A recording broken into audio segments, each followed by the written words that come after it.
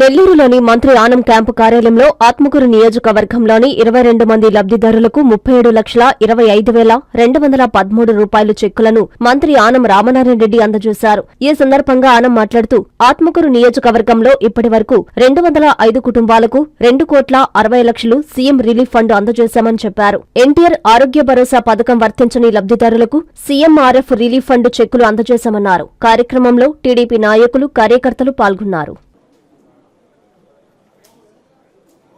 Madala Venkamma, next Nandyal Mastanaiah,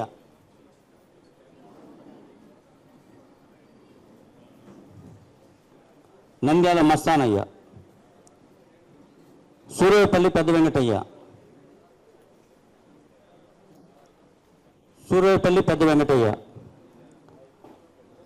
పెదమల అనితమ్మ,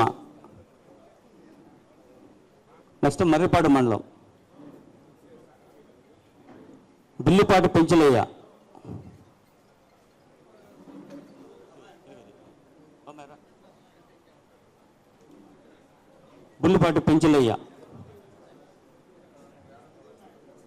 పనమటినాయుడుపల్లి, Chandra Eshwaramma,